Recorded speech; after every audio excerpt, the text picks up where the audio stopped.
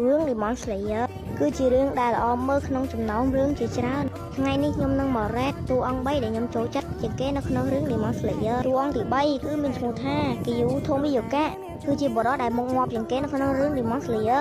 ហើយក៏ជាក្តីសម័យរបស់នារីជាច្រើន Kyu បើបានយកធ្វើជារូបចម្លាក់ដាក់តាំងនៅផ្ទះអីគឺអេមតែម្ដងអ្នកទី2គឺមានឈ្មោះថា Rengoku Kyojiro គឺជាបុរសដែលថ្លង់ជាងគេនៅក្នុងរឿង Demon Slayer ហើយក៏ជាបុរសដែលចម្លែកជាងគេនៅក្នុងរឿង Demon Slayer ផងដែរចម្លែកត្រង់អីគឺចម្លែកត្រង់សក់គាត់នឹងហើយមើលទៅសក់ទៅក៏ដឹងដែរថាចូលចិត្តស៊ីបកងប៉ុណ្ណាអាប៉ែនេះចេញមកមិនតាន់ដឹងស្អីហងក៏ងាប់ទៅជាមួយអេសបាត់ទៅហើយអានេះបានគេហៅថាបងប្អូនអេសមែនឥឡូវនេះយើងចូលមកដល់ចំណាប់ថ្នាក់លេខ1ហើយម្នាក់នោះក៏មិនអ្នកណាឆ្ងាយនោះដែរគឺមួយឈីរ៉ូតូគីតូនឹងឯងអាប៉ែនេះមកងាប់បន្ទាប់ពីគីយូតែក៏មើលងាយសមត្ថភាពប្អូននេះហើយសោះ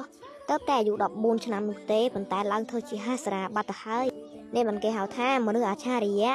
ខ្លួនទូចទេប៉ុន្តែអាចយកឈ្នះអពមូលទី6បានគឺមិនធម្មតានោះទេហើយវីដេអូយើងក៏ចប់ត្រឹមហ្នឹងអត់មានអីតនោះទេ